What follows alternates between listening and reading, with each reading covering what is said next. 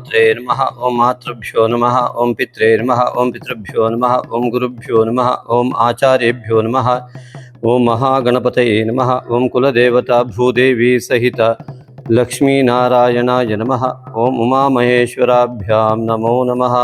ಸಮಸ್ತ ಋಷಿ ಪರಂಪರೆಯನ್ನು ಸಮಸ್ತ ಗುರು ಪರಂಪರೆಯನ್ನು ತಲೆಬಾಗಿ ನಮಿಸುತ್ತಾ ಸಮಸ್ತ ಮಿತ್ರ ವೃಂದಕ್ಕೆ ನಮಸ್ಕಾರಗಳು. ಜ್ಯೋತಿಷಕ್ಕೆ ಹೇಗೆ ಸಂಪರ್ಕಿಸಬೇಕು, ಎಷ್ಟು ಫೀಸ್ ಕಟ್ಟಬೇಕು, ಮತ್ತು ಜನ್ಮ ತಾರೀಕು ಇತ್ಯಾದಿಗಳು, ಜಾತಕ ಇಲ್ಲದಿದ್ದವರು ಏನು ಮಾಡಬೇಕು, ಹೇಗೆ ಸಂಪರ್ಕಿಸೋದು ಅಂದರೆ ನೀವು ಈ ಸಂಖ್ಯೆಗೆ ನಿಮ್ಮ ಹೆಸರನ್ನು ವಾಟ್ಸಪ್ ಮಾಡಿ ಮಾಹಿತಿ ಪಡೆಯಿರಿ. ಭಾದ್ರಪದ ಮಾಸಕ್ಕೆ ತಮಗೆಲ್ಲರಿಗೂ ಆತ್ಮೀಯ ಸ್ವಾಗತ. 30/8/2025 ಸಿಂಹರಾಶಿಗೆ ಬುಧ ಪ್ರವೇಶ, ಶುಕ್ಲ ಪಕ್ಷ ಸಪ್ತಮಿಯ ದಿನದಂದು. 13/9/2025 ತುಲಾರಾಶಿಗೆ ಕುಜ ಪ್ರವೇಶ, ಕೃಷ್ಣ ಪಕ್ಷ ಷಷ್ಠಿ ದಿನದಂದು. 14/9/2025 ಸಿಂಹರಾಶಿಗೆ ಶುಕ್ರ ಪ್ರವೇಶ, ಕೃಷ್ಣ ಪಕ್ಷ ಸಪ್ತಮಿ ದಿನದಂದು. 15/9/2025 ಕನ್ಯಾ ರಾಶಿಗೆ ಬುಧ ಪ್ರವೇಶ, ಕೃಷ್ಣ ಪಕ್ಷ ಅಷ್ಟಮಿಯ ದಿನದಂದು. 17/9/2025 ಕನ್ಯಾ ರಾಶಿಗೆ ರವಿ ಪ್ರವೇಶ, ಕೃಷ್ಣ ಪಕ್ಷ ಏಕಾದಶಿಯ ದಿನದಂದು. 7/9/2025 ಭಾನುವಾರ ಕುಂಭ ರಾಶಿಯಲ್ಲಿ ಹುಣ್ಣಿಮೆ. 26/8/25 ಶುಕ್ಲ ಪಕ್ಷದ ತೃತೀಯ ದಿನ ಮಂಗಳವಾರ ಸ್ವರ್ಣಗೌರಿ ವ್ರತ. 27/8/25 ಶುಕ್ಲ ಪಕ್ಷದ ಚತುರ್ಥಿ ಬುಧವಾರ ವರಸಿದ್ಧಿ ವಿನಾಯಕ ವ್ರತ. ಕರ್ಕಾಟಕ ರಾಶಿ ಸಂಜಾತರೆಲ್ಲರಿಗೂ ಕೂಡ ಈ ಭಾದ್ರಪದ ಮಾಸಕ್ಕೆ ಆತ್ಮೀಯ ಸ್ವಾಗತ. ವರಸಿದ್ಧಿ ವಿನಾಯಕ ವ್ರತ ಸಂಪೂರ್ಣವಾಗಿ ಫಲದಾಯಕವಾಗಿ ಮಹಾಗಣಪತಿಯ ಅನುಗ್ರಹದಿಂದ ನಿಮ್ಮ ಈ ಒಂದು ಭಾದ್ರಪದ ಮಾಸದಲ್ಲಿ ಮಾಡುವ ಎಲ್ಲ ಕೆಲಸ ಕಾರ್ಯಗಳು ಅತ್ಯಂತ ವಿಘ್ನವಿಲ್ಲದೆ ನಿರ್ವಿಘ್ನವಾಗಿ ಯಶಸ್ಸನ್ನು ಕಂಡು ಆ ಮಹಾಗಣಪತಿಯ ಅನುಗ್ರಹದಂತೆ ಸಮಸ್ತ ವಿಧವಾದ ಶುಭ ಫಲಗಳು ನಿಮಗೆ ಉಂಟಾಗಲಿ ಎನ್ನುವ ಹಾರೈಕೆಯೊಂದಿಗೆ ಚಂದ್ರ ಆಧಾರಿತವಾದಂತಹ ಈ ಒಂದು ರಾಶಿಫಲವನ್ನು ಪ್ರಾರಂಭಿಸೋಣ. ಮಿತ್ರರೇ, ಚಂದ್ರ ಆಧಾರಿತ ಅಂತ ಹೇಳಿದ್ರೆ ದೇವ ಸಂಕಲ್ಪದಂತೆ ನೀವು ಈ ಜನ್ಮ ಪಡೆದಿದ್ದೀರಾ. ಈ ಜನ್ಮ ಪಡೆಯುವಾಗ ನಿಮ್ಮ ಜಾತಕ ಅನ್ನೋದು ಸೃಷ್ಟಿಯಾಗಿದೆ. ನೀವು ಹುಟ್ಟಿದ ಸಮಯದಲ್ಲಿ ಎಲ್ಲ ಗ್ರಹಸ್ಥಿತಿಗಳು ಹೇಗಿದ್ವು ಅದು ನಿಮ್ಮ ಜಾತಕ ಆಗಿರುತ್ತೆ. ಹಾಗಾಗಿ ದೇಶ ಕಾಲ ಭೇದ ಮತ್ತು ನಿಮ್ಮ ವ್ಯಕ್ತಿತ್ವ ವ್ಯಕ್ತಿ ಭೇದ, ಹಾಗೆಯೇ ಸಂಸ್ಕಾರ ಭೇದ ಮತ್ತು ನಿಮ್ಮ ಕುಟುಂಬದ ಆರಾಧನೆಯ ಭೇದ ಫಲ, ನಿಮ್ಮ ಪಿತೃವರ್ಗ ಮಾತೃವರ್ಗದ ಆಶೀರ್ವಾದ ಬಲ, ಇವೆಲ್ಲವೂ ಕೂಡ ಈ ಅನೇಕ ನಾವು ಹೇಳುವ ಫಲದಿಂದ ವ್ಯತ್ಯಾಸ ಆಗ್ಬೋದು. ಆದರೆ ಆಗುವ ಎಲ್ಲ ಫಲಗಳು ಕೂಡ ಆಗುವುದೆಲ್ಲ ಒಳ್ಳೆಯದಕ್ಕೆ ಆಗಲಿ ಎನ್ನುವಂತೆ ಘಟಿಸುವ ಎಲ್ಲ ಘಟನೆಗಳು ಕೂಡ ನಿಮ್ಮ ಜೀವನದ ಒಳ್ಳೆಯದಕ್ಕೆ ಘಟಿಸಲಿ ಎನ್ನುವುದಾಗಿ ಹಾರೈಸ್ತಾ ಆ ಒಂದು ಶುಭ ಫಲಗಳನ್ನು ಪಡೆಯುವಂಥ ಒಂದು ಭಾಗ್ಯಶಾಲಿಗಳು ನೀವು ಆಗಲಿ ಅಂತ ಭಾವಿಸ್ತಾ ಈ ಒಂದು ರಾಶಿ ಫಲವನ್ನು ಪ್ರಾರಂಭ ಮಾಡ್ತಾ ಇದ್ದೇವೆ. ಮುಖ್ಯವಾಗಿ ಈ ಕರ್ಕಾಟಕ ರಾಶಿಯ ಅಧಿಪತಿ ಚಂದ್ರ. ಈ ಚಂದ್ರ ಮನಃಕಾರಕನಾಗಿ ಮಾತ್ರಕಾರಕನಾಗಿ ಅಷ್ಟಮದಲ್ಲಿ ಪರಿಪೂರ್ಣ ಚಂದ್ರನಾಗಿ ಹುಣ್ಣಿಮೆಯಂದು ರಾಹುವಿನ ಯುತಿಯನ್ನು ಹೊಂದಿ ಪೂರ್ವಾಭಾದ್ರ ನಕ್ಷತ್ರದಂದು ಹುಣ್ಣಿಮೆಯಾಗಿ ಆ ಹುಣ್ಣಿಮೆಯ ಹಿಂದೆ ಚಂದ್ರನ ಹಿಂದೆ ಪೂರ್ವಾಭಾದ್ರ ನಕ್ಷತ್ರವಿದು ಭಾದ್ರಪದ ಮಾಸ ಎಂಬುದಾಗಿ ಪರಿಗಣಿಸಿ ಈ ಒಂದು ರಾಹುವಿನ ಒಂದು ಯುತಿಯನ್ನು ಹೊಂದಿದಂತಹ ರಾಶ್ಯಾಧಿಪತಿಯಾದ ಚಂದ್ರ ಅಷ್ಟಮದಲ್ಲಿ ಇರುವುದರಿಂದ ನಿಮ್ಮ ಜಾತಕದ ಪರಿಶೀಲನೆ ಅಗತ್ಯ ಇದೆ. ಕೆಲವೊಬ್ಬರಿಗೆ ಅನೇಕ ವಿಧವಾದ ಕಂಟಕಗಳು, ಇದರಿಂದ ಜಲಕಂಟಕಾದಿಗಳು ಬರುವ ಯೋಗಗಳು ಕೂಡ ಇರುವುದರಿಂದ ಬಹಳ ಎಚ್ಚರಿಕೆಯಿಂದ ನಿಮ್ಮ ಜೀವನವನ್ನು ಈ ಒಂದು ಮಾಸದಲ್ಲಿ ಕಳೆಯುವ ಅನಿವಾರ್ಯತೆ ಕೆಲವು ಜಾತಕಗಳಿಗೆ ಉಂಟಾಗಬಹುದು. ಅದನ್ನು ಪರಿಶೀಲಿಸಿಕೊಳ್ಳಿ. ಚಂದ್ರ ರಾಹು ಅಷ್ಟಮದಲ್ಲಿ ಇದ್ದು ಆ ಒಂದು ಹುಣ್ಣಿಮೆಯ ಸಂದರ್ಭದಲ್ಲಿ ನಿಮಗೆ ಮಾನಸಿಕವಾಗಿ ಆ ಒಂದು ಅತಿಯಾದ ಒತ್ತಡ ಉಂಟಾಗುವಂಥ ಎಲ್ಲ ಲಕ್ಷಣಗಳಿದ್ದು ಪೌರ್ಣಿಮೆಯಂದು ಉತ್ತಮವಾದಂತಹ ಧ್ಯಾನವನ್ನು ಮಾಡಿ ಆ ಮೂಲಕವಾಗಿ ದೇವತಾರಾಧನೆ, ತಾಯಿ ತಂದೆ ನಮಸ್ಕಾರ, ಗುರು ಹಿರಿಯರಿಗೆ ನಮಸ್ಕಾರ ಇತ್ಯಾದಿಗಳನ್ನು ಮಾಡಿ ಕುಲದೇವರ ನಮಸ್ಕಾರವನ್ನು ಮಾಡಿ ಧ್ಯಾನದಿಂದ ಆ ಒಂದು ಶುದ್ಧವಾದಂತಹ ಮನಃ ಪರಿಪೂರ್ಣತೆಯನ್ನು ಪಡೆದುಕೊಳ್ಳಲಿಕ್ಕೆ ಅತ್ಯಂತ ಉತ್ತಮ ಅವಕಾಶ ಕೂಡ ನಿಮ್ಮದೇ ಆಗಿದೆ. ರಾಷ್ಟ್ರಾಧಿಪತಿಯು ರಾಹುವಿನಿಂದ ಇದ್ದರೂ ಕೂಡ ಆ ಹುಣ್ಣಿಮೆಯಂದು ಆ ಒಂದು ರಾಹುವಿನ ಪ್ರಭಾವ, ಅತಿಯಾದ ಹಠ ಇತ್ಯಾದಿಗಳಿದ್ದಲ್ಲಿ ಮಕ್ಕಳಲ್ಲಿ ಹಠ ಜಾಸ್ತಿ ಆಗ್ಬೋದು ಇತ್ಯಾದಿಗಳು. ಆದರೆ ಯಾರು ಕಾರ್ಯ ಸಾಧನೆಯನ್ನು ಮಾಡಬೇಕು, ಜೀವನವನ್ನು ಸಾರ್ಥಕ್ಯ ಮಾಡಿಕೊಳ್ಳಬೇಕು, ಅಭಿವೃದ್ಧಿಯನ್ನು ಹೊಂದಬೇಕು ಎನ್ನುವಂಥ ಚಿಂತನೆ ಇದ್ದವರು ಧ್ಯಾನವನ್ನು ಹೆಚ್ಚಿನ ರೀತಿಯಲ್ಲಿ ಭಾದ್ರಪದ ಮಾಸದಲ್ಲಿ ಮಾಡ್ತಾ ಬನ್ನಿ. ಆ ಮೂಲಕವಾಗಿ ಈ ಅನೇಕ ವಿಧವಾದಂತಹ ದೋಷಗಳಿಂದ ಮುಕ್ತರಾಗುವ ಮೂಲಕ ಏಕಾದಶಾಧಿಪತಿ ಮತ್ತು ಚತುರ್ಥಾಧಿಪತಿ ಅಂತಹ ಶುಕ್ರನ ಸಾನ್ನಿಧ್ಯ, ವ್ಯಯಾಧಿಪತಿ ಮತ್ತು ತೃತೀಯಾಧಿಪತಿ ಅಂತಹ ಬುಧನ ಸಾನ್ನಿಧ್ಯದಿಂದ ನಿಮ್ಮ ಕೌಶಲ್ಯವು ಅತ್ಯುತ್ತಮವಾಗಿ ಪ್ರಕಟಗೊಳ್ಳಲು ಅವಕಾಶ ಇದ್ದು ನೀವೇ ಮನಸ್ಸನ್ನು ಮಾಡದೇ ಇದ್ದರೆ, ಮಾನಸಿಕ ಹಿನ್ನಡೆಯನ್ನು ಮಾಡಿದರೆ ಅದು ನಿಮ್ಮ ಎಲ್ಲ ಕೌಶಲ್ಯವು ವ್ಯರ್ಥವಾಗುವಂತೆ ಆಗಿ ಹೋಗುತ್ತೆ. ಆದ್ದರಿಂದ ನೀವು ಆದಷ್ಟು ಧ್ಯಾನಾಸಕ್ತರಾಗಿ ನಿರ್ಣಯಗಳನ್ನು ತೆಗೆದುಕೊಂಡು ಶಾಂತ ಚಿತ್ತತೆಯನ್ನು ರೂಢಿಸಿಕೊಂಡು ಅದರ ಮೂಲಕವಾಗಿ ಬಂದಾಗ ಸ್ವಾಭಾವಿಕವಾಗಿ ಭಾದ್ರಪದ ಮಾಸದ ನಿಮ್ಮ ನಡೆ ಅತ್ಯುತ್ತಮವಾದಂತಹ ಮಾರ್ಗದತ್ತ ನಿಮ್ಮ ಗುರಿಯತ್ತ ತಲುಪಿಸಬಲ್ಲದು.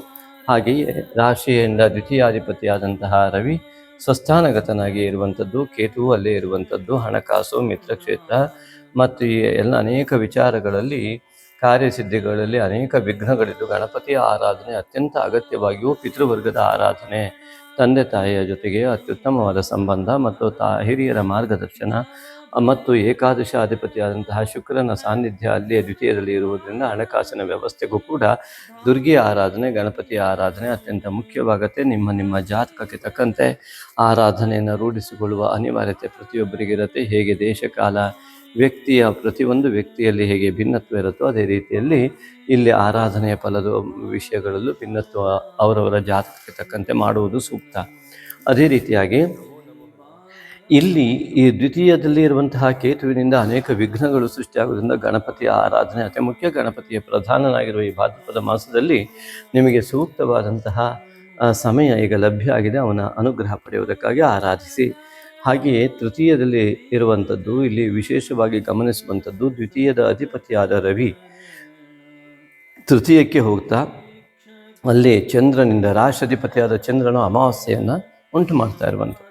ಹಾಗಾಗಿ ಈ ರಾಶಿಧಿಪತಿಯಾದ ಚಂದ್ರನು ಅಮಾವಾಸ್ಯೆಯಲ್ಲಿ ಇಲ್ಲಿ ಬರುವುದರಿಂದಲೇ ಅಮಾವಾಸ್ಯೆಯ ದಿವಸ ರವಿ ಆತ್ಮಕಾರಕನಾಗಿ, ಚಂದ್ರ ಮನಃಕಾರಕನಾಗಿ, ಬುಧನು ಕೂಡ ಅಲ್ಲಿ ಇರುವಂಥದ್ದು, ಬುದ್ಧಿಕಾರಕನಾದ ಬುಧನು ಕೂಡ ಅಲ್ಲಿಯೇ ಅಮಾವಾಸ್ಯೆಯ ಜೊತೆಗೆ ಸೇರುವುದರಿಂದ ಎಂತಹ ಅದ್ಭುತ ಯೋಗ ಅಂತಂದರೆ ಈ ಕರ್ಕಾಟಕ ರಾಶಿ ಮತ್ತು ಈ ಒಂದು ಕನ್ಯಾ ರಾಶಿಯವರಿಗೆ ಮತ್ತು ಮಿಥುನ ರಾಶಿಯವರಿಗೆ ಇದು ಒಂದು ಅದ್ಭುತವಾದ ಯೋಗ ಅಂತ ಪರಿಗಣಿಸಲ್ಪಡುತ್ತೆ. ಸಿಂಹರಾಶಿಯವರಿಗೂ ಕೂಡ. ಯಾಕೆ ಅಂತಂದರೆ ಮನಸ್ಸು ಮತ್ತು ಬುದ್ಧಿ ಆತ್ಮದ ಜೊತೆಗೆ ಹೋಗುವಂತಹ ಒಂದು ಮಹಾ ಅಧ್ಯಾತ್ಮ ಯೋಗ ಸಮಾಧಿ ಯೋಗವನ್ನು ಹೇಳುತ್ತೆ. ಇಂತಹ ಒಂದು ಸಮಾಧಿ ಯೋಗವನ್ನು ಪಡೆಯುವಲ್ಲಿ ಎಲ್ಲಿ ರವಿಯಲ್ಲಿ ಚಂದ್ರ ಲೀನನಾಗುವ ಸ್ಥಿತಿ, ಬುಧ ಲೀನನಾಗುವ ಸ್ಥಿತಿ, ನಮ್ಮ ಮನಸ್ಸು ಬುದ್ಧಿ ಎಲ್ಲವೂ ಕೂಡ ಆತ್ಮನಲ್ಲಿ ಸಂಪೂರ್ಣವಾಗಿ ಬೆರೆಯುವ ಮಹಾ ಅಮಾವಾಸ್ಯೆ ಈ ಒಂದು ಆಗಿರುವುದರಿಂದಾಗಿ ಈ ಸಂಪೂರ್ಣವಾಗಿ ಮನಸ್ಸು ಬುದ್ಧಿ ಕಣ್ಣನ್ನು ಮುಚ್ಚಿ ಧ್ಯಾನಕ್ಕೆ ಕುಳಿತಾಗ ಈ ಚಂದ್ರನ ಪೌರ್ಣಿಮೆಯು ರಾಹುವಿನ ಯುತಿಯನ್ನು ಹೊಂದಿ, ಈ ರವಿಯು ಕೇತುವಿನ ಯುತಿಯನ್ನು ಹೊಂದಿ ಎಲ್ಲ ಇರುವುದರಿಂದಾಗಿ ಆ ಹುಣ್ಣಿಮೆಯು ಕೇತುವಿನಿಂದಲೇ ಸರಿದು ಬರುವಂತಹ ಹುಣ್ಣಿಮೆ ಆಗಿರುವುದರಿಂದ ಮಹಾ ಅಧ್ಯಾತ್ಮ ಯೋಗ, ಸಮಾಧಿ ಯೋಗ, ಹೀಗೆ ನಮ್ಮ ಮೋಕ್ಷದತ್ತ ಹೋಗಲಿಕ್ಕೆ ಇಚ್ಛುಕರಿಗೆ ಇದು ಮಹಾ ಸಾಧನಾ ಯೋಗ. ಹಾಗೂ ಈ ಧ್ಯಾನಾದಿಗಳಿಂದ ಅತಿ ಸುಲಭವಾಗಿ ಈ ಭಾದ್ರಪದ ಮಾಸದಲ್ಲಿ ಈ ಒಂದು ಕರ್ಕಾಟಕ ರಾಶಿಯವರು ಅತ್ಯದ್ಭುತವಾದ ಅಧ್ಯಾತ್ಮ ಅನುಭವದ ಜೊತೆಗೆ ಜೀವನವನ್ನೇ ಸಾರ್ಥಕ ಮಾಡಿಕೊಳ್ಳಲಿಕ್ಕೆ ಯೋಗ. ಹಾಗಾಗಿ ಈ ಒಂದು ಕರ್ಕಾಟಕ ರಾಶಿಯವರಿಗೆ ಈ ತೃತೀಯದಲ್ಲಿರ್ತಕ್ಕಂಥ ರವಿ ಬುಧ ಕುಜರು ಕೂಡ ಅನೇಕ ಮಾತುಕತೆಗಳನ್ನು, ಏಕದಶಮಾಧಿಪತಿಯಾದಂತಹ ಕುಜನು ತೃತೀಯದಲ್ಲಿ ಮತ್ತು ಪಂಚಮಾಧಿಪತಿಯಾದಂತಹ ಕುಜನು ತೃತೀಯದಲ್ಲಿ ನಿಮ್ಮ ವಿದ್ಯೆಯಿಂದ ಗಳಿಸಿದಂತಹ ಉದ್ಯೋಗ ಅತ್ಯುತ್ತಮವಾದ ಫಲದಾಯಕವಾಗಿ ಮತ್ತು ಉದ್ಯೋಗವನ್ನು ಪಡೆಯಲಿಕ್ಕೆ ಯೋಗ್ಯವಾದ ಒಂದು ವ್ಯವಸ್ಥೆಯೇ ಇದು. ಹಾಗೆಯೇ ಕರ್ಕಾಟಕ ರಾಶಿಯಿಂದ ಚತುರ್ಥದಲ್ಲಿ ಕುಜ, ಈ ಕುಜನು ಕೃಷ್ಣ ಪಕ್ಷದ ಷಷ್ಠಿ ಎಂದು ತುಲಾ ರಾಶಿಯನ್ನು ಪ್ರವೇಶಿಸಿ ಚತುರ್ಥಕ್ಕೆ ಬರ್ತಾ ಇರತಕ್ಕಂಥದ್ದು ಮತ್ತು ಭಾಗ್ಯದಲ್ಲಿ ಶನಿ ಇದ್ದು ಈ ಒಂದು ದಶಮಾಧಿಪತಿ ಕುಜನು ಚತುರ್ಥಕ್ಕೆ, ಪಂಚಮಾಧಿಪತಿ ಚತುರ್ಥಕ್ಕೆ ಬರುವುದು ಒಂದು ಸ್ವಲ್ಪ ಮನಸ್ಸಿಗೆ ತೃಪ್ತಿಕರವಾದಂತಹ ಜ್ಞಾನವನ್ನು ಮತ್ತು ಉದ್ಯೋಗವನ್ನು ಪಡೆಯುವ ಯೋಗ. ಹಾಗೆಯೇ ಈ ಚತುರ್ಥಾಧಿಪತಿ ರಾಶಿಯಲ್ಲಿಯೇ ಗೋಚರವಾಗುವಂಥದ್ದು, ದ್ವಿತೀಯದಲ್ಲಿ ಗೋಚರ ಆಗುವಂಥದ್ದು ಕೂಡ ಅತ್ಯುತ್ತಮವಾದಂತಹ ಜ್ಞಾನ ಯೋಗ ಕೂಡ ಹೌದು. ಅಲ್ಲಿ ನಿಮ್ಮ ಕೌಶಲ್ಯ ಕೆಲಸ ಮಾಡುವ ಯೋಗ ಕೂಡ ಹೌದು. ಹಾಗೆಯೇ ಈ ಒಂದು ಕರ್ಕಾಟಕ ರಾಶಿಯಿಂದ ಪಂಚಮಾಧಿಪತಿ ಚತುರ್ಥಕ್ಕೂ ಬಂದಿದ್ದರಿಂದ ಪಂಚಮ ಶುದ್ಧವಾಗಿದ್ದರಿಂದ ಗುರುವಿನ ದೃಷ್ಟಿ ಚತುರ್ಥಕ್ಕೆ ಕುಜನ ಮೇಲೆ ಇರುವುದರಿಂದ ಒಂದು ವಿಶೇಷವಾದ ಮಾನಸಿಕ ಸಂತೃಪ್ತಿ, ಸಮಾಧಾನ ಸಿಗುವಂಥ ಮಹಾಯೋಗ ಭಾದ್ರಪದ ಮಾಸದಲ್ಲಿ. ಅದಕ್ಕಾಗಿ ಇದೊಂದು ಮಹಾ ಅಧ್ಯಾತ್ಮ ಯೋಗ. ಸಮಾಧಾನ ಅಂದ್ರೇನು, ಇದಕ್ಕೆಲ್ಲ ಪರಿಹಾರ ಏನು, ಈ ವಿಡಿಯೋದ ಕೊನೆಯಲ್ಲಿ ಖಂಡಿತ ಇರ್ತವೆ, ತಪ್ಪದೆ ಗಮನಿಸಿ. ಹಾಗಾಗಿ ರಾಶಿಯಿಂದ ಷಷ್ಠಾಧಿಪತಿಯಾದಂತಹ ಗುರು ವ್ಯಯದಲ್ಲಿ ಬಂದು ಆರೋಗ್ಯ ಸುಧಾರಣೆ ಕಂಡರೂ ಕೂಡ ದೈವ ಬಲ ಎನ್ನುವುದು ತುಂಬ ಕಡಿಮೆ ಆಗುವುದರಿಂದಾಗಿ ನಿಮಗೆ ದೈವ ಬಲವನ್ನು ಜಾಗೃತಗೊಳಿಸುವಂತಹ ಒಂದು ಅಗತ್ಯತೆ, ಗುರುಬಲವನ್ನು ಜಾಗೃತಗೊಳಿಸುವ ಅಗತ್ಯತೆ ನಿಮಗಿದೆ. ನಮ್ಮ ಯೂಟ್ಯೂಬ್ನಲ್ಲಿ ಹೋದರೆ ಗುರುಬಲವನ್ನು ಪಡೆಯುವುದು ಹೇಗೆ, 12ನೇ ಮನೆಯಲ್ಲಿ ಗುರು ಇರೋದರಿಂದ ಇದನ್ನು ದಯವಿಟ್ಟು ಗಮನಿಸಿ. ಯೂಟ್ಯೂಬಲ್ಲಿ ಪ್ಲೇ ಲಿಸ್ಟ್ನಲ್ಲಿ ಹೋದರೆ ಉಪಯುಕ್ತ ಮಾಹಿತಿ ಎನ್ನುವ ಒಂದು ಫೋಲ್ಡರ್ನಲ್ಲಿ ನಿಮಗೆ ಗುರು ಸಾರ್ವಕಾಲಿಕ ಸತ್ಯ ಎಂಬುದಾಗಿ ಇದೆ. ಖಂಡಿತವಾಗಿ ನೋಡಿ.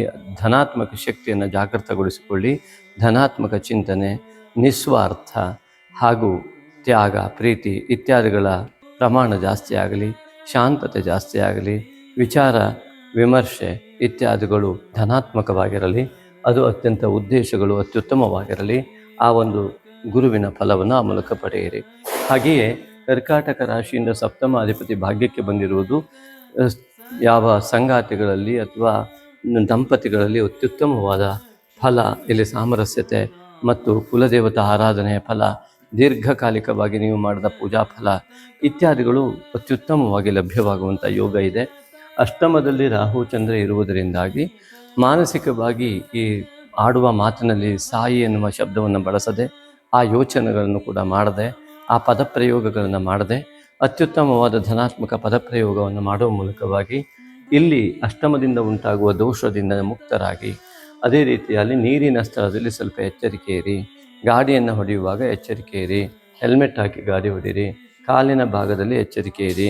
ಎಲ್ಲ ನಿಮ್ಮ ಎಲುಬುಗಳು ಇತ್ಯಾದಿಗಳು ಕೆಲವರಿಗೆ ಫ್ರ್ಯಾಕ್ಚರ್ ಆಗೋ ಯೋಗ ಕೂಡ ಬರ್ಬೋದು. ಹುಣ್ಣಿಮೆಯನ್ನು ಸ್ವಲ್ಪ ನಿಧಾನವಾಗಿ ಎಚ್ಚರಿಕೆಯಿಂದ ಇದ್ದು ಮನೆಯಲ್ಲೇ ಇದ್ದು ಆದಷ್ಟು, ಅಥವಾ ಪ್ರಯಾಣಾದಿಗಳನ್ನು ಮಾಡಿದರೂ ಕೂಡ ನಿಮ್ಮ ಇಷ್ಟ ದೇವತಾ ನಾಮಸ್ಮರಣೆಯನ್ನು ಮಾಡ್ತಾ ಪ್ರಯಾಣಾದಿಗಳನ್ನು ಮಾಡಿ.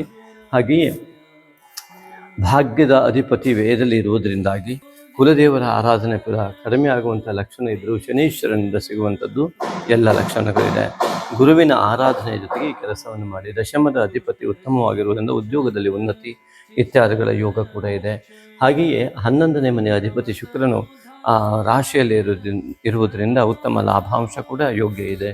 ಹಾಗಾಗಿ ಗುರುವಿನ ಈ ದ್ವಾದಶ ಸ್ಥಿತಿ ಏನಿದೆಯಲ್ಲ, 12ನೇ ಮನೆ ವ್ಯಯದಲ್ಲಿ ಇರತಕ್ಕಂಥದ್ದು, ಇದನ್ನು ಸಂಪೂರ್ಣವಾಗಿ ನೀವು ಈ ವಿಶ್ವಾವಸು ಸಂವತ್ಸರದಲ್ಲಿಯೇ ಅತಿ ಹೆಚ್ಚಿನದಾಗಿ ಗುರು ಆರಾಧನೆ ಮಾಡಬೇಕು. ನಿಮ್ಮ ಜಾತಕದಲ್ಲಿಯೇ ಗುರು ಸರಿ ಇಲ್ಲದಿದ್ದರೆ ಅವಕಾಶದಿಂದ ಅತಿಯಾದ ವಂಚಿತತ್ವ, ಒಳ್ಳೆಯ ಅವಕಾಶಗಳೇ ಲಭ್ಯ ಆಗುವುದಿಲ್ಲ. ಎಷ್ಟೇ ಟ್ಯಾಲೆಂಟ್ ಇದ್ದರೂ ಕೂಡ ಜೀವನ ನಿರರ್ಥಕ ಎನ್ನುವ ಭಾವ ಜಾಗೃತವಾಗಿ ಹೋಗುವಂಥದ್ದು, ದೇವರನ್ನು ನಂಬದೇ ಇರುವ ಅಥವಾ ಅತಿಯಾಗಿ ನಂಬುವ ಸ್ಥಿತಿಗತಿಗಳು ಉಂಟಾಗುವಂಥದ್ದು ಈ ಒಂದು 12ನೇ ಮನೆ ಗುರುವಿಂದ ಉಂಟಾಗುವುದರಿಂದ ಅಂತಹ ಯಾವ ಸ್ಥಿತಿ ಇದೆಯೋ, ಯಾರ್ಯಾರು ದೇವರನ್ನೇ ನಂಬೋದಿಲ್ವೋ ಅಥವಾ ಅತಿಯಾಗಿ ಏನೋ ಮಿರಾಕಲ್ ಆಗಿಬಿಡ್ಬೇಕು ನಮ್ಮ ಜೀವನದಲ್ಲಿ ಅನ್ನುವಂಥ ಚಿಂತನೆ ಇದೆಯೋ, ದಯವಿಟ್ಟು ಅವೆರಡನ್ನೂ ಬಿಟ್ಬಿಡಿ. ದೇವರನ್ನು ನಂಬಿ ಜೀವನ ಆದಾಗೆ ಆಗತ್ತೆ. ಅಂಥವರಿಗೆ ಉತ್ತಮ ಜೀವನಕ್ಕಾಗಿ ಗುರು ಮಂತ್ರದ ಉಪದೇಶ ಇರುತ್ತೆ, ನಮ್ಮನ್ನು ಸಂಪರ್ಕಿಸಬಹುದು. ಇದಕ್ಕೆಲ್ಲ ಪರಿಹಾರ ಮತ್ತು ಸಮಾಧಾನ ಜೀವನದಲ್ಲಿ ಬೇಕಲ್ವಾ? ತಮಗೆಲ್ಲರಿಗೂ ಕೂಡ ಧನ್ಯವಾದಗಳು. ಮೊದಲನೇದಾಗಿ ಯಾರ್ಯಾರೆಲ್ಲ ನಮ್ಮ ಚಾನಲ್ನ ಸಬ್ಸ್ಕ್ರೈಬ್ ಮಾಡಿದಿರಾ ಮತ್ತು ಕಾಮೆಂಟ್ಗಳನ್ನು ಮಾಡಿದಿರಾ, ಶೇರ್ ಮಾಡಿದಿರಾ, ಆ ಮೂಲಕವಾಗಿ ಈ ಒಂದು ವಿಡಿಯೋಗಳನ್ನು ಸಮಾಜದಲ್ಲಿ ಹರಡುವ ಮೂಲಕ ಅವರಲ್ಲಿ ಆತ್ಮಸ್ಥೈರ್ಯ ಮತ್ತು ಮನೋಬಲವನ್ನು ವೃದ್ಧಿಸುವಲ್ಲಿ ಮಹಾಯೋಗವನ್ನು ಕಲ್ಪಿಸಿಕೊಟ್ಟಿದ್ದೀರಾ. ಅಂಥವರೆಲ್ಲರಿಗೂ ಕೂಡ ಆತ್ಮೀಯ ಧನ್ಯವಾದಗಳು. ನಿಮ್ಮ ನಡೆ ನಿಮ್ಮ ಪ್ರಗತಿಯತ್ತ. ಆ ನಡೆಯಲ್ಲಿ ಈ ಮೊಬೈಲಿಂದ ಬರುವಂತಹ ಈ ಒಂದು ವಿಡಿಯೋಗಳನ್ನು ಶೇರ್ ಮಾಡುವುದರ ಮೂಲಕವಾಗಿ ಕೂಡ ಆ ಒಂದು ಉತ್ತಮ ಪ್ರಗತಿಯ ಹೆಜ್ಜೆ ನಿಮ್ಮದಾಗಲಿ. ಅದೇ ರೀತಿಯಾಗಿ ನಮ್ಮ ಮಾತುಗಳು ಅದೆಷ್ಟೊಂದು ಸಂಸ್ಕಾರಯುಕ್ತವಾಗಿರ್ತವೆ. ವ್ಯಂಗ್ಯ, ಕುಹಕ ಮತ್ತು ದುರುದ್ದೇಶ, ಹೊಟ್ಟೆ ಕಿಚ್ಚು ಇತ್ಯಾದಿಗಳಿಂದಿಲ್ಲದ ಅದ್ಭುತವಾದಂತಹ ಉತ್ತಮ ಬುದ್ಧಿಶಕ್ತಿಯ ಯೋಗವುಳ್ಳಂತಹ ಮಾತುಗಳ ಪದಪುಂಜಗಳೇನಿದ್ದಾವೆ, ನಿಮ್ಮ ಕಾಮೆಂಟ್ ಪಟುಗಳಿರ್ಬೋದು ಅಥವಾ ಯಾರೇ ಇರ್ಬೋದು, ಕಾಮೆಂಟ್ ಮಾಡಿದ ಎಲ್ಲರಿಗೂ ಕೂಡ ಧನ್ಯವಾದಗಳು. ಎಲ್ಲ ರೀತಿಯ ಕಾಮೆಂಟಿಗೆ ಸ್ವಾಗತ. ಆ ಎಲ್ಲರಿಗೂ ಕೂಡ ನಮ್ಮ ಧನ್ಯವಾದಗಳನ್ನು ಅರ್ಪಿಸ್ತಾ, ನಾವು ಮಾಡಿದ ಕಮೆಂಟ್ಗಳಿರ್ಬೋದು, ನಾವು ಆಡುವ ಮಾತುಗಳಿರ್ಬೋದು, ಇವೆಲ್ಲವೂ ಕೂಡ ನಮ್ಮ ಜ್ಞಾನ ಮಟ್ಟವನ್ನು, ಸಂಸ್ಕಾರ ಮಟ್ಟವನ್ನು, ಅಭಿವೃದ್ಧಿಯ ಪಥವನ್ನು ಎಲ್ಲವನ್ನು ನಿರ್ದೇಶನ ಮಾಡ್ತಕ್ಕಂಥದ್ದಾಗಿರುತ್ತೆ. ನಮ್ಮ ನಿರಂತರ ಅಭಿವೃದ್ಧಿಗಾಗಿ, ನಿಮ್ಮೆಲ್ಲರ ನಿರಂತರ ಅಭಿವೃದ್ಧಿಗಾಗಿ ಇಂತಹ ಉತ್ತಮ ಸಲಹೆ ಇರುವಂತಹ ವಿಡಿಯೋಗಳನ್ನು ಖಂಡಿತವಾಗಿಯೂ, ಕೇವಲ ನನ್ನ ವಿಡಿಯೋ ಅಂತಲ್ಲ, ಕೆಲವರಿಗೆ ದೃಷ್ಟಿಭೇದ, ಏನು ಮಾಡಲಿಕ್ಕಾಗತ್ತೆ, ದೇವಸ್ಥಾನಕ್ಕೆ ಹೋದರೆ ಕಲ್ಲು ಮಾತ್ರ ಕಾಣುತ್ತೆ ಕೆಲವರಿಗೆ ದೇವರು ಕಾಣುತ್ತೆ. ಹಾಗೆಯೇ ಕೆಲವರಿಗೆ ನಾವು ಇದನ್ನು ಶೇರ್ ಮಾಡಿ, ಲೈಕ್ ಮಾಡಿ, ಹಾಗೆ ಕಾಮೆಂಟ್ ಮಾಡಿ ಅಂತ ತಕ್ಷಣ ಏನು ಅನಿಸುತ್ತೆ ಅಂದರೆ, ಇವ್ರಿಗೆ ದುಡ್ಡು ಬರ್ತದೆ ಅಂತ ಅನಿಸುವಂಥ ಸಾಧ್ಯತೆ ಇದೆ. ಹಾಗೆ ಕಾಮೆಂಟ್ ಮಾಡಿದವರು ಕೂಡ ಇದ್ದಾರೆ, ಯಾಕೆಂದರೆ ಅವರು ವ್ಯಾಪಾರಿ ದೃಷ್ಟಿಯನ್ನು ನೋಡುವವರು. ಧನಾತ್ಮಕ ಚಿಂತನೆಯನ್ನು ಹೆಚ್ಚಿಸಿಕೊಳ್ಳುವ ನಿಟ್ಟಿನಲ್ಲಿ ಇದೊಂದು ಸದಾವಕಾಶ ನಾವು ನಿಮಗೆ ಕೊಟ್ಟಿದ್ದೇವೆ. ಸಬ್ಸ್ಕ್ರೈಬ್ ಮಾಡುವ ಮೂಲಕವಾಗಿ ನಿಮಗೆ ಅತಿ ಹೆಚ್ಚಿನ ರೀತಿಯಲ್ಲಿ ನಮ್ಮ ಎಲ್ಲ ವಿಡಿಯೋಗಳು ಲಭ್ಯವಾಗ್ತವೆ. ಅದಕ್ಕಿಂತ ಖರ್ಚಿರೋದಿಲ್ಲ. ಆದರೆ ನೀವು ಇದನ್ನು ಮಾಡೋದ್ರಿಂದ ನಮ್ಮ ಎಲ್ಲ ವಿಡಿಯೋಗಳು ಲಭ್ಯವಾಗುವುದರಿಂದ ನಿಮಗೊಂದಿಷ್ಟು ಅವಕಾಶಗಳು ಮತ್ತು ಅವರಿಗೆ ಆ ವಿಡಿಯೋಗಳನ್ನು ಕಳಿಸಿ ಅವರ ಮನೋಬಲವನ್ನು ಹೆಚ್ಚಿಸುವಂತಹ, ಸಮಾಜದಲ್ಲಿ ಸೌಖ್ಯ ಮೂಡುವಂತಹ ಒಂದು ವ್ಯವಸ್ಥೆಗೆ ನೀವು ಕಾರಣಕರ್ತರಾಗ್ತೀರಾ. ಹಾಗೆ ಈಗ ಸಮಾಧಾನ ಮತ್ತು ಈ ಒಂದು ಪರಿಹಾರ, ಕೆಲವರು ಹೇಳಿದ್ರು ಪರಿಹಾರಗಳನ್ನು ಅಲ್ಲಿ ಹೇಳಿ ಅಂತ. ಹೌದು, ಪರಿಹಾರವನ್ನು ಹೇಳೋದು ಸೂಕ್ತವಲ್ವೇ? ಜ್ಯೋತಿಷದಲ್ಲಿ ಜ್ಯೋತಿಷ ಒಂದು ಬೆಳಕು. ಜ್ಯೋತಿಷ ಅಂದರೆ ಬೆಳಕು. ಜೀವನದಲ್ಲಿ ಬೆಳಕು ಸಿಗಲಿಕ್ಕೆ ಯಾವ್ಯಾವ ಪರಿಹಾರ ಎಲ್ಲ ಬೇಕೋ ಅದೆಲ್ಲ ಮಾಡಲೇಬೇಕು. ಮೊಟ್ಟ ಮೊದಲನೇದಾಗಿ ಯಾವುದೋ ವಸ್ತುವಿನಿಂದ ಪರಿಹಾರ ಸಿಗುವುದಿಲ್ಲ, ಪೂಜೆಯಿಂದ ದೈವ ಬಲ ಸಿಗುತ್ತೆ. ಆ ಒಂದು ಪೂಜೆಯನ್ನು ನಿರ್ಧಾರ ಮಾಡುವುದು ಕೇವಲ ರಾಶಿಯ ಫಲದಲ್ಲಿ ಖಂಡಿತ ಸಾಧ್ಯ ಇಲ್ಲ, 100ಕ್ಕೆ 200ರಷ್ಟು ಸಾಧ್ಯ ಇಲ್ಲ. ಹಾಗಾಗಿ ನಿಮ್ಮ ಜಾತಕ ಪರಿಶೀಲನೆ ಮಾಡಿ ನಿಮ್ಮ ಸಮಯಕ್ಕೆ ತಕ್ಕಂತೆ ಇರುವಂತಹ ಗೋಚಾರ ಫಲವನ್ನು ಗ್ರಹಿಸಿ ಈಗಿನ ಸ್ಥಿತಿಗತಿಗಳಿಗೆ ಪ್ರಶ್ನೆ ಮಾರ್ಗವನ್ನು ಅನುಸರಿಸಿ ಅಂತಹ ಕಷ್ಟಗಳಿದ್ದಲ್ಲಿ ಮಾತ್ರ ಪೂಜೆಯನ್ನು ಯಥಾಕ್ರಮವಾಗಿ ನಿಮ್ಮ ಜಾತಕಕ್ಕೆ ತಕ್ಕಂತೆ ಸಂಕಲ್ಪ ಮಾಡಿ ಮಾಡುವ ಅನಿವಾರ್ಯತೆಗಳು ಮಾತ್ರ ಇರ್ತವೆ. ಹಾಗೆಯೇ ಆ ಒಂದು ಪರಿಹಾರವನ್ನು ಅನೇಕ ವಿಧದಲ್ಲಿ ಮಾಡಿಕೊಳ್ಳುವಂತಹ ಯೋಗ ಹೇಗಿರ್ತದೆ ಅಂತಂದರೆ, ಯಾವ ರೀತಿಯ ದೋಷಗಳು ಯಾವ ವ್ಯಕ್ತಿಗಿದೆ, ಅದು ಯಾವ ಗ್ರಹಕ್ಕೆ. ಉದಾಹರಣೆಗೆ, ನನ್ನ ಮಗನಿಗೆ ತುಂಬ ಸಿಟ್ಟು ಬರ್ತದೆ, ಓದೋದಿಲ್ಲ, ಏಕಾಗ್ರತೆ ಇಲ್ಲ, ಎಲ್ಲ ಒಂದೊಂದು ಗ್ರಹದ ಸ್ಥಿತಿಗತಿಗಳ ಅಂಶಗಳನ್ನು ಹೇಳುವಂಥ ವ್ಯವಸ್ಥೆ. ರಾಹುವಿನಿಂದ ಚಾಂಚಲ್ಯತೆ, ಒಂದು ಕಡೆ ಕೂತಲ್ಲಿ ಕೂರೋದಿಲ್ಲ, ಹಠವನ್ನು ಮಾಡ್ತಾನೆ ರಾಹು, ಅತಿಯಾಗಿ ಸಿಟ್ಟನ್ನು ಮಾಡ್ತಾನೆ ಮುಂಗೋಪ ಮಾಡ್ತಾನೆ ಕುಜ. ಅದನ್ನು ಕಡಿಮೆ ಮಾಡಲಿಕ್ಕೆ ದೈವ ಬಲಕ್ಕಾಗಿ ಅವನ ಸಮಯಾದಿಗಳನ್ನು ಪರಿಶೀಲನೆ ಮಾಡಿಕೊಳ್ಳುವುದಲ್ಲದೆ ಯಾವ ವ್ಯಕ್ತಿಗೆ ಯಾವ ರೀತಿಯ ಆರಾಧನೆಯ ಅಗತ್ಯ ಇದೆ ಎನ್ನುವುದನ್ನು ನಿರ್ಧಾರ ಮಾಡುವುದು ಇದು ಜಾತಕ. ಇದೊಂದು ದೊಡ್ಡ ವಿಜ್ಞಾನ. ಈ ಒಂದು ಜ್ಯೋತಿಷ ಶಾಸ್ತ್ರ ಭೌಗೋಳಿಕವಾಗಿಯೂ ಭೌಗೋಳಿಕ ಕೌತುಕವನ್ನು ಹೇಳುವುದರ ಜೊತೆಗೆ ಅದು ಅತಿ ದೊಡ್ಡ ವಿಜ್ಞಾನ ಕೂಡ ಹೌದು. ನಮ್ಮ ದೇಹವೂ ಕೂಡ ಒಂದು ವಿಶೇಷವಾದ ವಿಜ್ಞಾನದಿಂದ ಸೃಷ್ಟಿಯಾಗಿದೆ. ಅದಕ್ಕೆ ತಕ್ಕಂತಹ ವ್ಯವಸ್ಥೆಯನ್ನೇ ಜಾತಕದ ಮೂಲಕ ತೋರಿಸುವಂಥದ್ದು. ದೇಹದಲ್ಲಿಯ ರೋಗ, ನಮಗೆ ಸಿಗುವ ಯೋಗ, ನಾವು ಅನುಭವಿಸುವ ಭೋಗ ಎಲ್ಲವನ್ನೂ ಕೂಡ ಹೇಳುವುದೇ ಈ ಒಂದು ಜಾತಕದ ವ್ಯವಸ್ಥೆ. ಯೋಗ ರೋಗ ಭೋಗಗಳನ್ನು ಪರಿಶೀಲಿಸುವುದು ನಿಮ್ಮ ಜಾತಕಗಳಲ್ಲಿ ಸತ್ವ ರಜ ತಮೋ ಗುಣಗಳನ್ನು ಆಚರಿಸಿ. ಹಾಗಾಗಿ ನಿಮ್ಮಲ್ಲಿ ಸತ್ವಗುಣ ಹೆಚ್ಚಾಗಬೇಕು, ರಜಗುಣ ಹೆಚ್ಚಾಗಬೇಕು, ತಮೋಗುಣ ಹೆಚ್ಚಾಗಬೇಕು ಅನ್ನೋದಕ್ಕೆ ಸತ್ವಗುಣ ಹೆಚ್ಚಾಗಬೇಕು, ಅದೇ ಅತಿ ಮುಖ್ಯ ಎನ್ನುವುದು ಸ್ಪಷ್ಟವಾಗಿ ಗೋಚರವಾಗುವ ಎಲ್ಲರಿಗೂ ಬೇಕಾದ ಅನಿವಾರ್ಯತೆ. ಆ ಸತ್ವಗುಣದ ಆಧಿಕ್ಯತೆಗೆ ಒಬ್ಬೊಬ್ಬರಿಗೆ ಒಂದೊಂದು ರೀತಿಯಾದಂಥ ಆರಾಧನೆಯ ಅಗತ್ಯ ಖಂಡಿತವಾಗಿರುತ್ತೆ. ಅದು ಜಾತಕದ ಮೂಲಕ ನಿರ್ಧಾರ ಮಾಡಿ ಆ ಆರಾಧನೆಯನ್ನು ಯಾವ ಕ್ರಮದಲ್ಲಿ ಮಾಡಬೇಕು ಎನ್ನುವುದು ಈ ಜಾತಕ ಅತ್ಯಂತ ಸ್ಪಷ್ಟವಾಗಿ ನಿರ್ದೇಶನ ಕೊಡ್ತದೆ.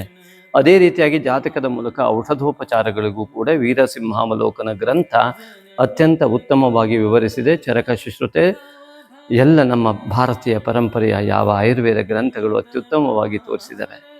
ಹಾಗಾಗಿ ಅದನ್ನು ನಾವು ಅನುಸರಿಸುವುದಕ್ಕಾಗಿ ನಮಗೆ ಯೋಗ ಕೂಡ ಬೇಕಾಗತ್ತೆ.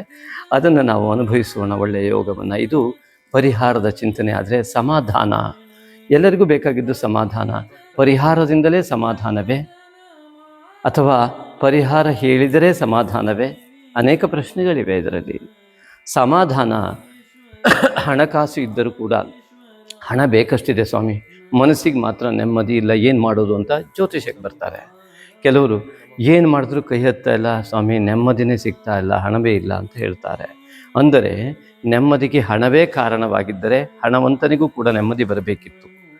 ನೆಮ್ಮದಿಗೆ ಹಣಕಾಸು ಇಲ್ಲದೆ ಇರುವುದೇ ಕಾರಣವಾಗಿದ್ದರೆ ಹಣಕಾಸು ಇಲ್ಲದೆ ಇದ್ದ ವ್ಯಕ್ತಿಗೂ ಕೂಡ ನೆಮ್ಮದಿ ಬರಬೇಕಿತ್ತು. ಇಲ್ಲಿ ಎರಡೂ ಆಗ್ತಾ ಇಲ್ಲ. ಅಂದರೆ ನೆಮ್ಮದಿಗೆ ಬೇರೆ ದಾರಿ ಇದೆ, ಸಮಾಧಾನಕ್ಕೆ ಬೇರೆ ದಾರಿ ಇದೆ ಅನ್ನೋದು ಅರ್ಥ. ಆಧಾನ ಅಂದರೆ ಇಡುವುದು. ಏನು ಸಮ್ಯಕ್ ಆಧಾನ, ಸರಿಯಾಗಿ ಇಡುವಿಕೆ. ಏನು ಸರಿಯಾಗಿ ಇಡುವುದು ಅಂತಂದು ಕೇಳಿದ್ರೆ ಅದೇ ಸಮಾಧಾನ.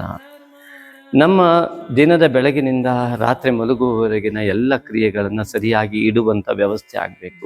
ಎಲ್ಲಿ? ಮನಸ್ಸಿನ ಒಳಗೆ, ನಮ್ಮ ಬುದ್ಧಿಯ ಒಳಗೆ. ಎಲ್ಲಿ ಯಾವ ಸ್ಟೋರೇಜ್ ಅಂತ ಇದೆಯಲ್ಲ, ನಮ್ಮಲ್ಲಿ ಸಂಗ್ರಹಕ ಚಿತ್ತ, ಅದನ್ನು ಚಿಪ್ ಅಂತ ಕರಿತಿರೋ, ಚಿತ್ರಗುಪ್ತ ಅಂತ ಕರಿತಿರೋ, ನಿಮಗೆ ಬಿಟ್ಟಿದ್ದು. ಆದರೆ ಆ ಚಿತ್ತದಲ್ಲಿ ಯಾವುದೆಲ್ಲ ಯೋಚನೆಗಳು ಅಲ್ಲಿ ಬಂದು ಸೇರಿಕೊಳ್ತಾ ಸಂಗ್ರಹ ಆಗ್ತಾ ಇರತ್ತಲ್ಲ, ಆ ಸಂಗ್ರಹವಾಗಿ ನಾವೊಂದು ಪೆಟ್ಟಿಗೆ ಇಟ್ಕೊಂಡಿದ್ದೇವೆ, ಒಳ್ಳೆಯದನ್ನು ಮಾತ್ರ ಇಡ್ತಾ ಬರ್ತೇವೆ. ಆಗ ನಮಗೆ ಆ ಪೆಟ್ಟಿಗೆ ತುಂಬಿತು ಹಣ್ಣುಗಳು ಅಥವಾ ಬಂಗಾರ, ಸಮಾಧಾನ ಆಯಿತು, ಸಮ್ಯಕ್ ಆಧಾನ ಆಯಿತು, ಸಂಪೂರ್ಣವಾಯಿತು. ನಾವು ಯಾವುದೋ ಒಂದು ಕೆಲಸವನ್ನು ಪರಿಪೂರ್ಣ ಮಾಡುವಾಗ ನಾವು ಮಾಡುವ ಕೆಲಸದ ಪರಿಪೂರ್ಣತೆಯನ್ನು ಗಮನಿಸ್ತೇವೆ. ನೀವೊಂದು ಮೊಬೈಲ್ ತಗೊಳ್ಳುವಾಗ ಅದ್ರ ಫಿನಿಶಿಂಗ್ ಹೇಗಿದೆ, ಗಾಡಿ ನೋಡುವಾಗ ಅದ್ರ ಫಿನಿಶಿಂಗ್ ಹೇಗಿದೆ, ಒಂದು ಡ್ರಾಯಿಂಗ್ ಮಾಡುವಾಗ ಆ ಫಿನಿಶಿಂಗ್ ಹೇಗಿದೆ, ಎಲ್ಲ ಅದನ್ನೇ ನೋಡೋದಲ್ವಾ. ಹಾಗಾಗಿ ಆ ಪರಿಪೂರ್ಣತೆಯನ್ನು ನೋಡುವ ದೃಷ್ಟಿಕೋನ ಇದೆಯಲ್ಲ, ಅದರಲ್ಲಿ ಒಳಗಡೆ ಏನೂ ಕೂಡ ನ್ಯೂನ್ಯತೆ ಇರಬಾರ್ದು. ಆ ರೀತಿಯಾಗಿ ಇರುವಂಥ ವ್ಯವಸ್ಥೆಯನ್ನು ನಾವು ಅತ್ಯಂತ ಉತ್ತಮ ಅಂತ ಕರಿತೇವೆ. ಹಾಗೆ ನಮ್ಮ ಮನಸ್ಸಿನಲ್ಲಿ ಯಾವ ಸ್ಟೋರೇಜ್ ಚಿತ್ತ ಇದೆಯಲ್ಲ, ಅಲ್ಲಿ ಯಾವುದೇ ಋಣಾತ್ಮಕವಾಗಿರುವುದು, ನ್ಯೂನ್ಯತೆ ಆಗಿರುವುದನ್ನು ಸಂಪೂರ್ಣ ತೆಗೆದುಕೊಳ್ಳದೇನೆ ಅಲ್ಲಿ ಕೇವಲ ಧನಾತ್ಮಕವಾಗಿ ಮಾತ್ರ ಇಡುವುದಿದೆಯಲ್ಲ, ಇದೇ ಸಮಾಧಾನ. ಆಗ ಮಾತ್ರ ಸಮಾಧಾನ ಸಿಗ್ತದೆ. ಹಾಗಾಗಿ ನಾವು ಸ್ವೀಕರಿಸುವ ವಿಧಾನ ಪಂಚೇಂದ್ರಿಯಗಳಿಂದ ಯಾವ ರೀತಿ ಸ್ವೀಕರಿಸ್ತೇವೋ ಎಲ್ಲರೂ ಒಂದೇ ರೀತಿ ಸ್ವೀಕರಿಸ್ತಾರೆ. ಕಣ್ಣು ನೋಡುತ್ತೆ, ಆ ಗಣಪತಿಯ ಫೋಟೋವನ್ನು ನೋಡಿದ್ರೆ ಗಣಪತಿಯನ್ನಾಗಿ ಸ್ವೀಕರಿಸುತ್ತೆ. ಆದರೆ ಒಳಗಡೆ ಮನಸ್ಸಿಗೆ ಹೋದ ಮೇಲೆ ಗಣಪತಿಯ ಬಗ್ಗೆ ಚಿಂತನೆ ಹೇಗೆ ಬರ್ತದೆ? ಒಬ್ಬರಿಗೆ ಅದು ಫೋಟೋ ಥರ ಕಾಣುತ್ತೆ, ಇನ್ನೊಬ್ಬರಿಗೆ ಅದು ಕಲ್ಲು ಥರ ಕಾಣುತ್ತೆ, ಇನ್ನೊಬ್ಬರಿಗೆ ಇದೆಂಥ ವಿಚಿತ್ರ ಅಂತ ಕಾಣುತ್ತೆ. ಚೈನೀಸ್ನಿಗೆ ಒಬ್ಬನಿಗೆ ಬಂದು ಈ ಗಣಪತಿ ಅಂದ್ಕೊಳ್ಳಿ, ಏನಪ್ಪ ಮನುಷ್ಯನ ದೇಹಕ್ಕೆ ಆನೆ ಮುಖ ಹಾಕ್ಬಿಟ್ಟಿದ್ಯಾ ಅಂತ ಹೇಳ್ತಾರೆ. ಒಂದು ಮಗು ನೋಡಿದ್ರೆ ಅದನ್ನು ನೋಡಿ ಖುಷಿಯಿಂದ ಕುಣಿತದೆ. ಇನ್ನೊಂದು ಭಕ್ತನಿಗೆ ಅದರ ಜೊತೆ ಮಾತಾಡುವಂತಹ ಮನಸ್ಥಿತಿ ಬರ್ತದೆ. ನನ್ನ ಕಷ್ಟವನ್ನು ನೀನೇನಿಗಪ್ಪ, ಎಲ್ಲವೂ ನೀನೇ, ನನ್ನದೇನೂ ಇಲ್ಲ ಅನ್ನುವಂತಹ ಚಿಂತನೆ ಬರ್ತದೆ. ಹೀಗೆ ದೃಷ್ಟಿಭೇದಗಳು. ಹಾಗಾಗಿ ನಮ್ಮ ಸಂಸ್ಕಾರಗಳು, ಅದರ ಮೂಲಕ ಆಡುವಂತಹ ಮಾತುಗಳು ಈ ರೀತಿಯಾಗಿರುತ್ತೆ. ಹಾಗಾಗಿ ಸಮಾಧಾನ ಯಾರಿಗೆ ಆಗೋದಿಲ್ಲ ಅಂತಂದರೆ, ಯಾರು ಅವರ ಚಿತ್ತದಲ್ಲಿ ಸಂಪೂರ್ಣವಾಗಿ ಆ ನ್ಯೂನ್ಯತೆಗಳನ್ನು ತುಂಬಿಕೊಂಡಿರ್ತಾರಲ್ಲ, ಅವರು ಕೂಡ ದೇವರನ್ನು ನೋಡಿದ್ರೂ ಅಲ್ಲೂ ಸಮಾಧಾನ ಪಡೋದಿಲ್ಲ. ಅದೊಂದು ಅಲಂಕಾರ ಹೀಗಾಗಿದೆ. ಬಿಟ್ಟರೆ ಸ್ವಲ್ಪ ಸರಿ ಮಾಡಬೇಕಿತ್ತು. ದೇವರನ್ನು ನೋಡ್ಲಿಕ್ಕೆ ಬಂದವರು ದೇವರಲ್ಲಿ ನ್ಯೂನ್ಯತೆ ನೋಡುವ ಮನಸ್ಥಿತಿಗೆ ಬರ್ತಾರೆ. ಹಾಗಾಗಿ ಯಾವತ್ತೂ ಕೂಡ ಯಾವುದನ್ನು ಕೂಡ ಒಳ್ಳೆಯದನ್ನಾಗಿಯೇ ಪರಿವರ್ತಿಸಿಕೊಳ್ಳುವಂತಹ ವ್ಯವಸ್ಥೆ ಇದೆಯಲ್ಲ, ಇದು ಸಮಾಧಾನ. ಇರುವುದರಲ್ಲೆಲ್ಲ ನ್ಯೂನ್ಯತೆಯನ್ನು ಕಾಣುವುದಿದೆಯಲ್ಲ, ಸೊಸೆ ಸರಿಯಾಗಿಲ್ಲ, ಅದು ಮಾಡೋ ಸರಿಯಾಗಿಲ್ಲ, ಅಥವಾ ಅತ್ತೆ ಸರಿಯಾಗಿಲ್ಲ, ಮಗ ಸರಿಯಾಗಿಲ್ಲ, ಅಪ್ಪ ಸರಿಯಾಗಿಲ್ಲ, ಈ ಇಲ್ಲ ಇಲ್ಲ ಇಲ್ಲ ಇಲ್ಲ ಎನ್ನುವ ನ್ಯೂನ್ಯತೆಗಳಿದಾವಲ್ಲ, ಇವನ್ನೆಲ್ಲವನ್ನು ಕೂಡ ನಾವು ಮನಸ್ಸೊಳಗೆ ಇಟ್ಕೊಟ್ಟು ಬರ್ತೀವಲ್ಲ, ಅದು ಅಸಮಾಧಾನ, ನ ಸಮಾಧಾನ. ಯಾವುದೆಲ್ಲ ಒಳ್ಳೆಯದಿದೆ ಒಳ್ಳೆಯದಿದೆ ಒಳ್ಳೆಯದಿದೆ ಅದು ಒಳ್ಳೆಯದು ಅಂತ ಸ್ವೀಕರಿಸಿ ಅದರ ಮೂಲಕವಾಗಿ ನಮ್ಮ ಪ್ರತಿಕ್ರಿಯೆ ಉಂಟಾಗುತ್ತಲ್ಲ, ಅದು ಸಮಾಧಾನ. ಆ ಸಮಾಧಾನ ನಿಮಗೆಲ್ಲರಿಗೂ ಉಂಟಾಗಲಿ. ಹಾಗೆಯೇ ಈ ಒಂದು ವಿಡಿಯೋಗಳನ್ನು ದಯವಿಟ್ಟು ಶೇರ್ ಮಾಡಿ. ಈ ವಿಡಿಯೋನ ದಯವಿಟ್ಟು ಶೇರ್ ಮಾಡಿ. ಅನೇಕರಿಗೆ ಉಪಕಾರ ಮಾಡಿದ ಪುಣ್ಯ ಖಂಡಿತವಾಗಿ. ನಾವೊಂದು ಸತ್ಯವನ್ನು ಹೇಳ್ತೇನೆ, ಜ್ಯೋತಿಷಕ್ಕಾಗಿ ಅಲ್ಲ, ಇದನ್ನು ಕಳಿಸಿದಂತಹ ವಿಡಿಯೋವನ್ನು ನೋಡಿ ಕೆಲವರು ಕಮೆಂಟನ್ನು ನೀವು ಕೂಡ ಗ್ರಹಿಸ್ಬೋದು. ಮನಸ್ಸಿಗೆ ತಳಮಳ ಇತ್ತು, ಏನೋ ಸಮಾಧಾನ ಸಿಕ್ತು ಅಂತ ಬರೆದಿದ್ದಾರೆ. ಅಂದರೆ ಆ ಒಂದು ವಿಡಿಯೋ ಇನ್ನೊಬ್ಬರ ಸಮಾಧಾನಕ್ಕೆ ಕಾರಣವಾಗ್ತದೆ ಅಂದರೆ, ನಿಮ್ಮಿಂದ ಒಂದು ವ್ಯಕ್ತಿ ಸಮಾಧಾನ ಆಗಲಿಕ್ಕೆ ನೀವು ಶೇರ್ ಮಾಡುವ ಮೂಲಕ ಸಾಧ್ಯವಾಗತ್ತೆ, ನಿಮ್ಮ ಮಿತ್ರರಿಗೆ ಹಂಚುವ ಮೂಲಕ ಸಮಾಧಾನ ಆಗತ್ತೆ. ಹಾಗಾಗಿ ನೀವು ನಮಗೆ ಪ್ರೋತ್ಸಾಹಿಸಿದ ಸಮಾಧಾನ ಕೂಡ ನಮಗೆ ಸಿಗತ್ತೆ. ಎಲ್ಲವೂ ಕೂಡ ಅತ್ಯುತ್ತಮವಾಗಿ ಉಂಟಾಗಲಿ ಎಂಬುದಾಗಿ ಹೇಳ್ತಾ ಧನ್ಯವಾದಗಳನ್ನು ನಿಮಗೆ ಖಂಡಿತವಾಗಿ ಅರ್ಪಿಸ್ತೇನೆ. ನಮಗೆ, ನಿಮಗೆ, ಈ ಲೋಕಕ್ಕೆ ಎಲ್ಲವೂ ಕೂಡ ಒಳ್ಳೆಯದಾಗಲಿ. ಲೋಕ ಸಮಸ್ತ ಸುಖಿನೋ ಭವಂತು.